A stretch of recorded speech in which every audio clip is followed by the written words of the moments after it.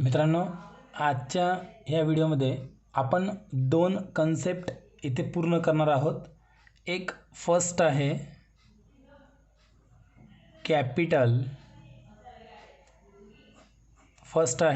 Capital आणि नंतर आहे सेकंड नंबरवर ड्रॉइंग.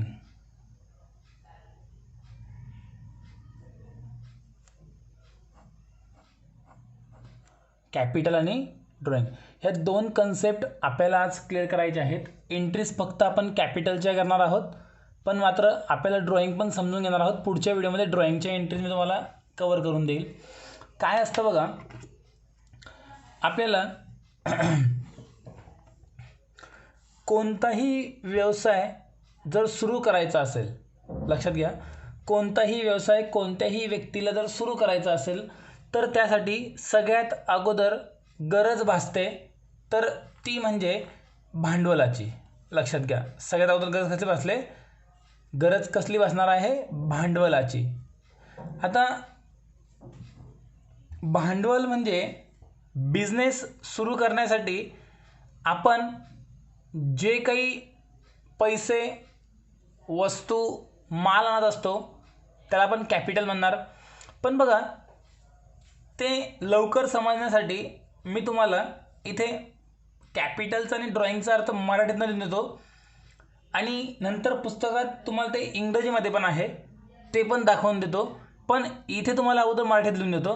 काय असतं बघा, एकदम सोप्या भाषेमध्ये समजावून सांगतो. कॅपिटल म्हणजे नेमकं काय असतं तर लक्षात घ्या, कॅपिटलचा इथे अर्थ होणार आहे भांडवल.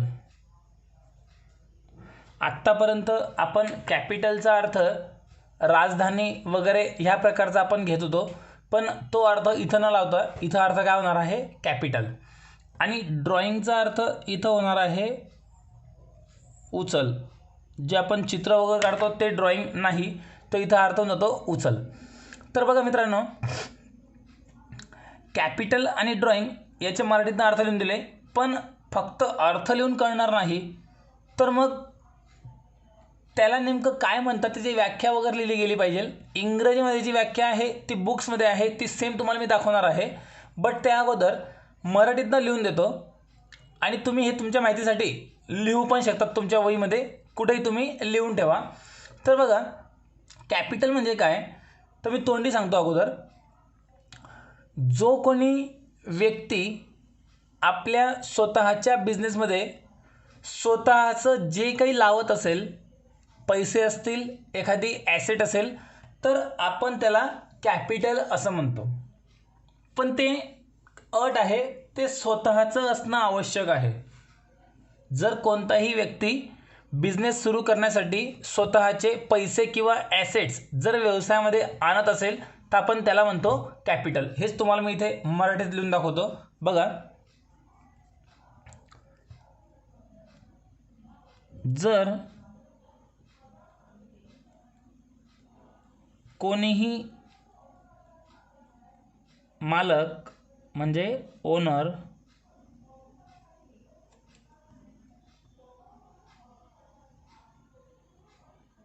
आपल्या व्यवसायात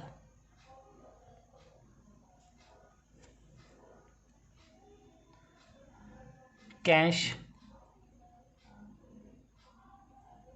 किंवा ॲसेट्स आणत असेल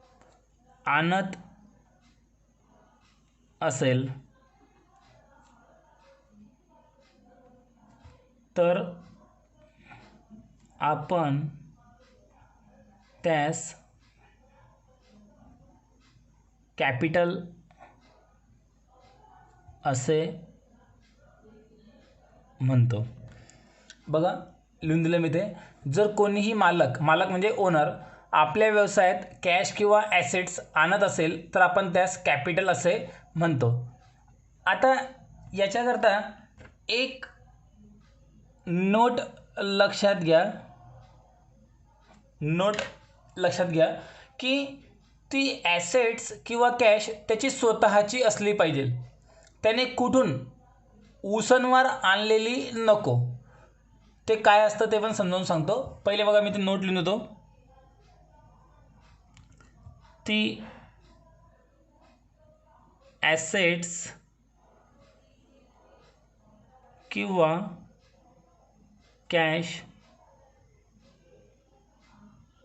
स्वतःची असणे आवश्यक आहे. ती ॲसेट्स किंवा कॅश जे पण असेल स्वतःची असणे आवश्यक आहे. कोणाकडनं उसनवारीवर उधारीवर आणलेली नको. बघा आता कॅपिटलचा अर्थ तुम्हाला क्लिअर होऊन गेला. जर कोणीही मालक आपल्या व्यवसायात स्वतःची कॅश किंवा ॲसेट्स आणत असेल तर आपण त्यास कॅपिटल असे म्हणतो. स्वतःची कॅश किंवा ॲसेट्स असणं महत्त्वाचं आहे. बघा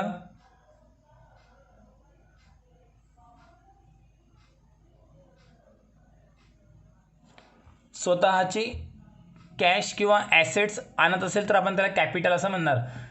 नोट लिहून दिलेली आहे, रूल्स लिहून दिलेला आहे की ती ॲसेट्स किंवा कॅश मात्र स्वतःची असणं मस्ट आहे, आवश्यक आहे. कोणाकडनं उधारीवर आणलेलं चालणार नाही. मग तुम्ही म्हणता तर ॲसेट्स किंवा कॅश उधारीवर कसं आणणार? अरे सिम्पल आहे.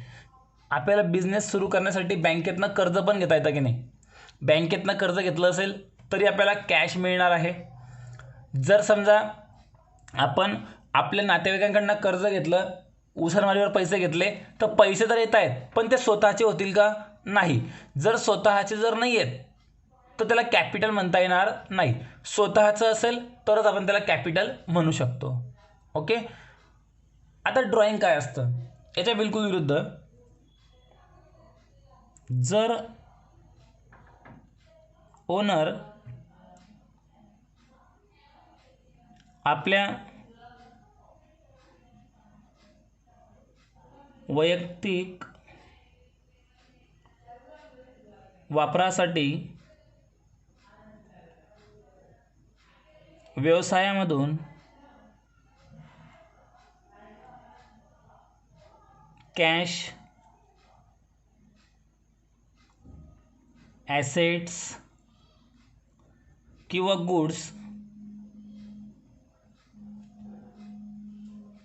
घरी घेऊन जात असेल तर त्यास आपण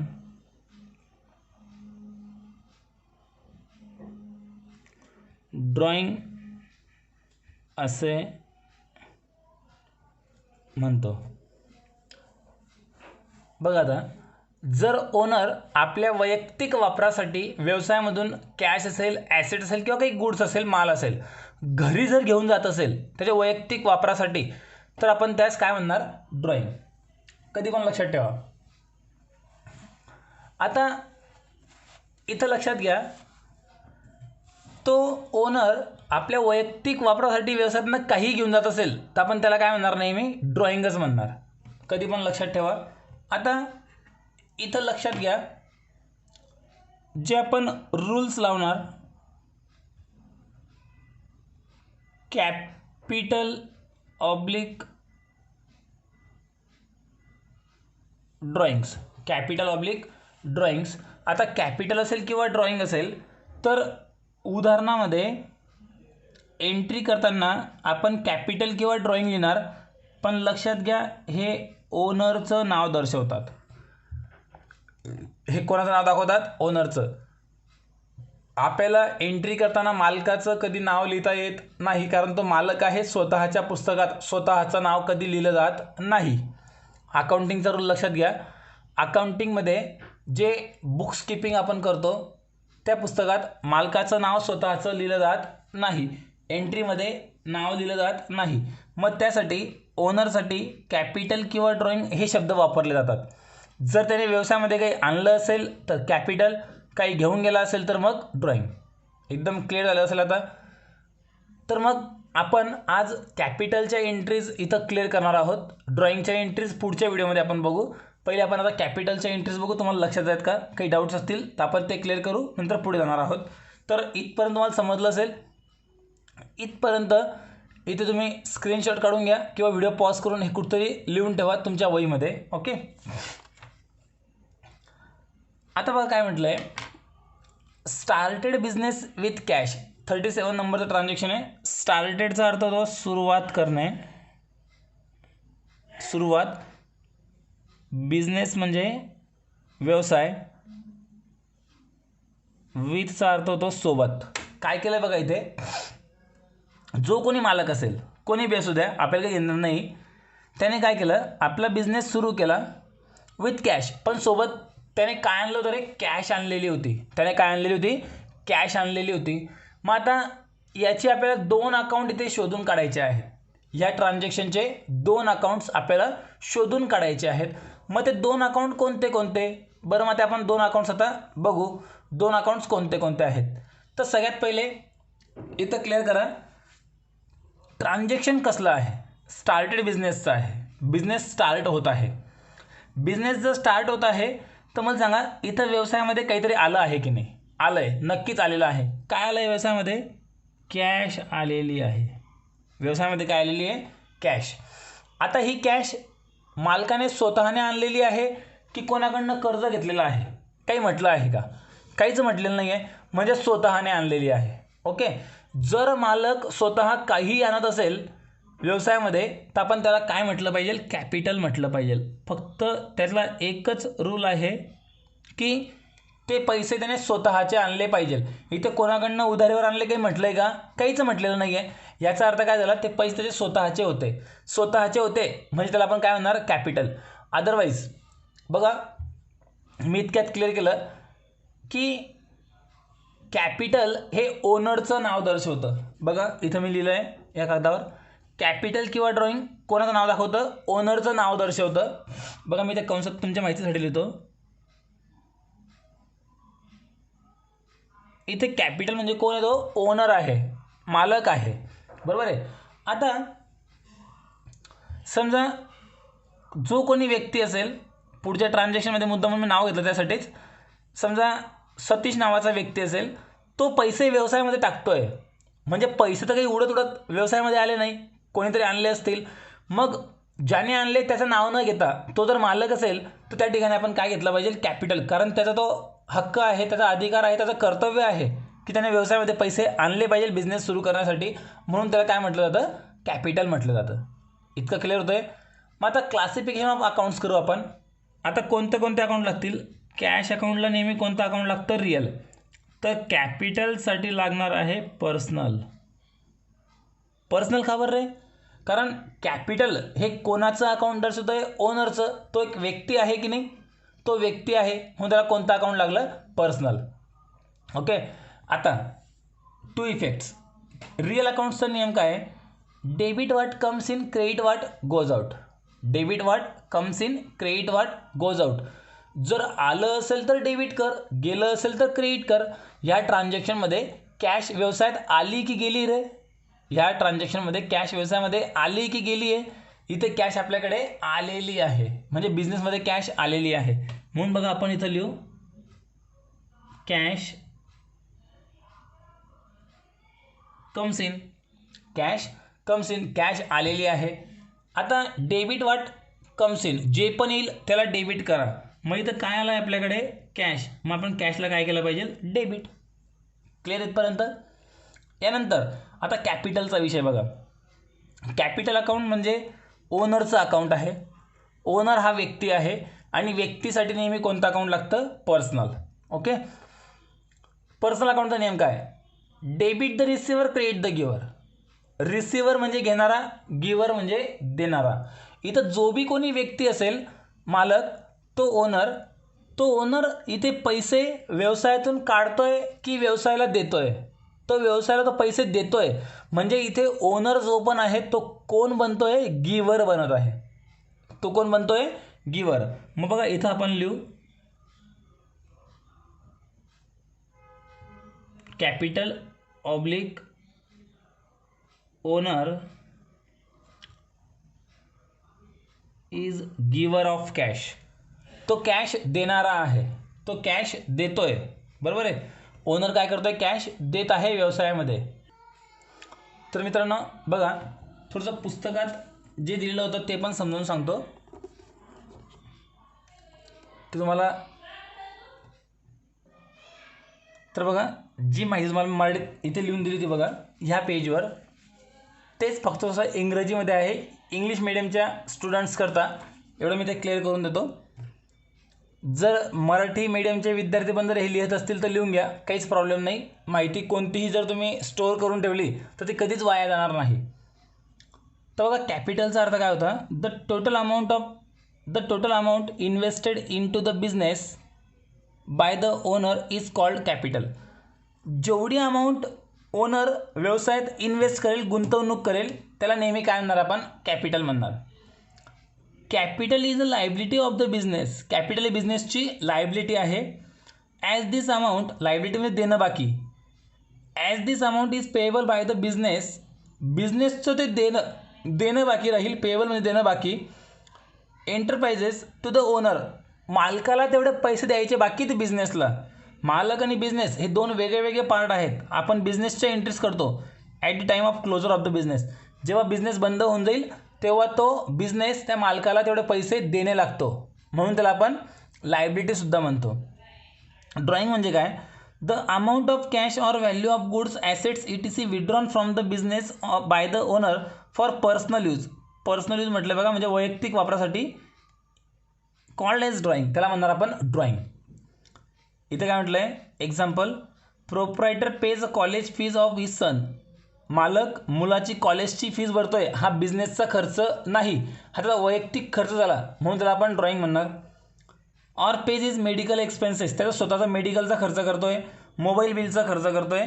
तर बिझनेसमधून जे पण खर्च वैयक्तिक होतील त्या सगळ्यांना आपण काय म्हणणार? ड्रॉइंग. पण आपण आज ड्रॉइंगचे ट्रान्झॅक्शन बघत नाहीत, आपण फक्त कॅपिटलचे बघतोय. तर नेक्स्ट ट्रान्झॅक्शन बघा, लवकर लक्षात येईल. Amit started business with machinery. अमितने मशनरी आणून आपला व्यवसाय स्टार्ट केला. आता मला सांगा, व्यवसायामध्ये काय येणार आहे रे? व्यवसायामध्ये काय येणार आहे? मशनरी. आता मशनरी जर व्यवसायामध्ये येते तर मशनरी कोण आणतंय रे? अमित आणतोय. तो कोण झाला मग? जर बिझनेस अमित स्टार्ट करतोय तर अमित कोण झाला? ओनर झाला, मालक झाला. आणि मालक व्यवसायामध्ये काही पण आणत असेल तर आपण त्याला नेहमी काय म्हटलं पाहिजे? कॅपिटल म्हटलं पाहिजे. त्याला आपण नेहमी काय म्हणणार? कॅपिटल. म्हणजे कॅपिटल हे कोणाचं नाव दर्शवतो? नेहमी ओनरचं. म्हणजे ह्या अमितचं नाव इथं दर्शवतोय बघा, मी ते अमित पण लिहून देतो. हे कोणाचं नाव दर्शवतोय? कॅपिटल म्हणजे अमितचं नाव दर्शवतोय. आता आपल्याला क्लासिफिकेशन करायचं आहे. मशनरी करता आपण कोणता अकाउंट लावतो? रिअल. आणि अमित म्हणजे कॅपिटल, हा व्यक्तीचं नाव आहे, म्हणून कोणता अकाउंट लावणार आपण? पर्सनल. ओके. आता मशनरी, कॅपिटल नियम तुम्हाला समजला असेल. जे बी काही तो व्यवसायामध्ये आणेल ते स्वतःचं असणं आवश्यक आहे. इकडून तिकडून जर भीक मागून आणलं असेल मजाची गोष्ट आहे, इकडून तिकडून जर कुठून मागून आणलं असेल तर कॅपिटल होणार नाही. स्वतःचं असेल तरच ते कॅपिटल. बरोबर आहे. तर इथे कोणाकडनं आणलं म्हटलेलं नाही, म्हणजे स्वतःचं आहे. ओके. तर रिअल अकाउंटचा नियम काय? डेबिट वाट comes in, credit what goes out. इथे मशनरी व्यवसायामध्ये कम्स इन आहे की गोज आउट आहे? कम्स इन आहे. मग बघा, मी इथं लिहितो मशनरी इज कम्स इन. मग डेबिट वाट कम्स इन, जे पण येतं आहे व्यवसायात त्याला काय करून टाका? डेबिट. मग मशनरीला आपण डेबिट करून टाकलं. या दोघांपैकी एकाला डेबिट एकाला क्रेडिट होईल, एवढं फायनल आहे की नाही? बरोबर आहे की नाही? आता इथे कॅपिटल. आता अमित जो आहे म्हणजे कॅपिटल, मग इथे अमितसाठी आपण कॅपिटल शब्द वापरणार आहोत. Amit is giver of machinery. He machinery कोणी दिलेली आहे? अमितने दिलेली आहे. पण त्याला आपण अमितचं नाव न घेता काय घेणार आहे? कॅपिटल. आणि इथे काय करणार मग?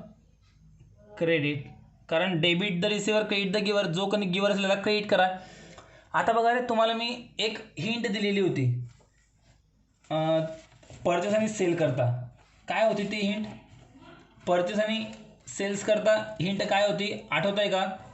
परचेसला नेहमी काय होईल, डेबिटच होईल. तर सेल्सला नेहमी काय होईल, क्रेडिटच होईल. हिंट तुम्हाला आठवत असेल तर इथे कॅपिटलचं पण लक्षात घ्या. कॅपिटल पण नेहमी क्रेडिटच होईल. कॅपिटल नेहमी काय होईल, क्रेडिटच होईल. याचं रिझन सांगतो. कारण कॅपिटल हे बिझनेसची लायबिलिटी आहे आणि लायबिलिटीचा बॅलन्स नेहमी कोणता असतो, क्रेडिटचा. म्हणून कॅपिटलला कधी पण नेहमी क्रेडिटच होईल. बरोबर आहे. कावर होईल ते आपण क्लिअर करतोय. Next, Amit started business with furniture. Amit काय आणून बिझनेस सुरू करतोय, फर्निचर आणून बिझनेस सुरू करतोय. मग पहिला अकाउंट सापडेल फर्निचर आणि स्वतः मालक आणतोय, म्हणून त्या ठिकाणी आपण मालकाचं नाव न घेता काय घेतो, ओनर. म्हणजे कॅपिटल नाव आपण घेत असतो ओनरच्या जागेवर. बरोबर आहे.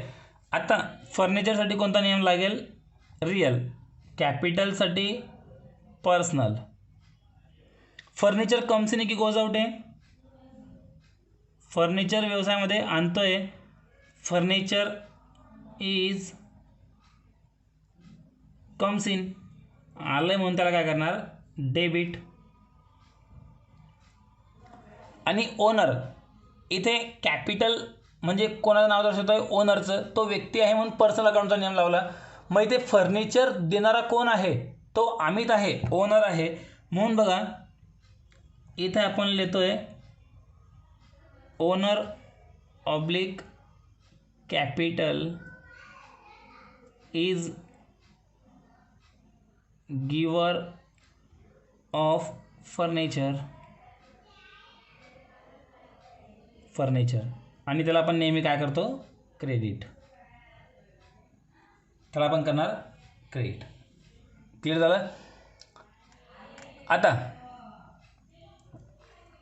XYZ, आता XYZ मुद्दा म्हणून नाव घेतलं बघा मी. ते नाव सेपरेटली कंपनीचं किंवा कोणाचं नाव असू शकतं, दुकानाचं नाव असू शकतं.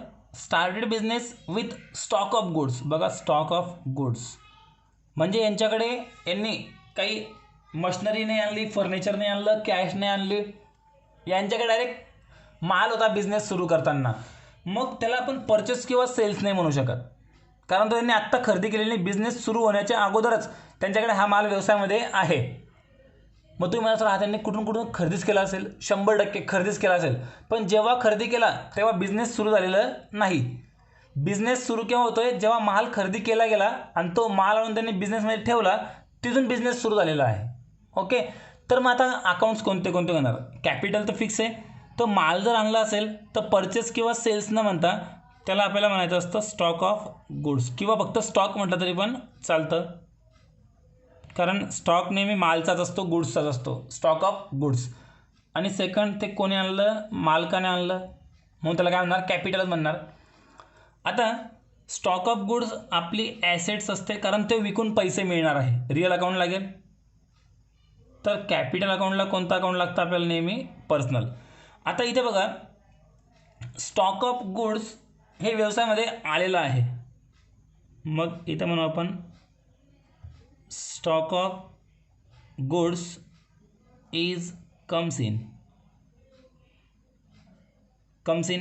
मग ते आलेलं आहे म्हणून त्याला काय करणार आपण, डेबिट. मग इथे म्हणू आपण डेबिट साईडला स्टॉक ऑफ गुड्स अकाउंट. आणि राहिलं आता कॅपिटल. आता कॅपिटल म्हणजे ओनरचं नाव दर्शवतं. कॅपिटल मला नाव दर्शवतं रे, owner. Capital oblique owner is giver of stock. तो स्टॉक देणारा आहे म्हणून त्याला कॅपिटल म्हटलं. आणि कॅपिटलला काय करतो आपण, क्रेडिट, कारण तो माल स्वतःचा मालकाचा आहे. ओके. इथपर्यंत क्लिअर झालं. एक शेवटचं ट्रान्झॅक्शन बघू, मग आपण हा व्हिडिओ थांबवू. Last transaction 41 number. जे started business with stock of goods. जे बिझनेस स्टार्ट करतोय माल आणून. मग सेम एंट्री बघा तीच. काय येतं व्यवसायामध्ये, स्टॉक ऑफ गुड्स. आणि सेकंड कॅपिटल. पुन्हा तेच, स्टॉकला रिअल अकाउंट, कॅपिटलला पर्सनल अकाउंट. यानंतर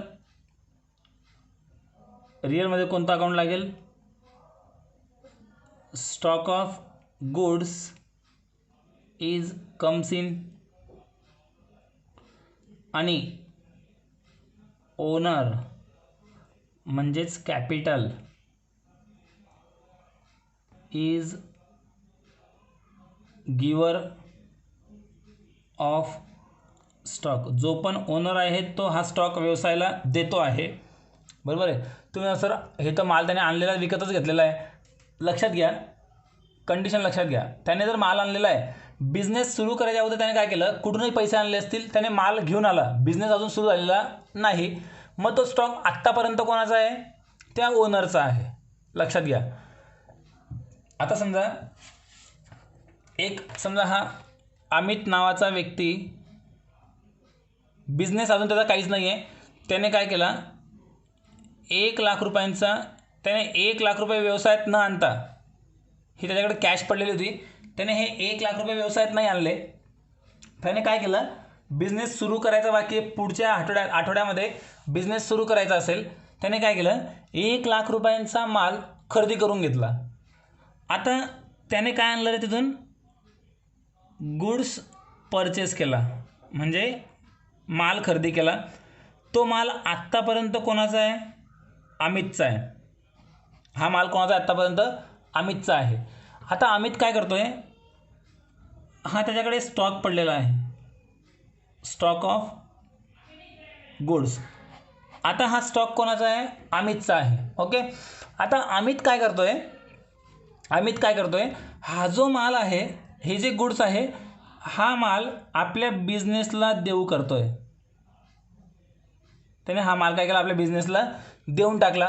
मग आता बिझनेसमध्ये काय येतंय रे, स्टॉक ऑफ गुड्स. त्याने काय केलं, माल खरेदी करून घेतला आणि नंतर बिझनेस स्टार्ट केला आणि हा माल त्याने आपल्या बिझनेसमध्ये लावला, तर बिझनेसमध्ये काय येऊन गेलं, स्टॉक ऑफ गुड्स. म्हणून स्टॉक ऑफ गुड्स आलं, म्हणून त्याला आपण काय करतोय, डेबिट करतोय. सिंपल एकदम. आता स्टॉक ऑफ गुड्स येतोय म्हणून त्याला आपण काय करणार, debit. Stock of goods account debit, आणि इथे कॅपिटल काय होऊन जाईल, गिवर. आणि आजचे ट्रान्झॅक्शन इथे संपले. काही शंका असेल तर तुम्ही मला विचारू शकतात. इथपर्यंत पूर्ण व्यवस्थित लिहून घ्या.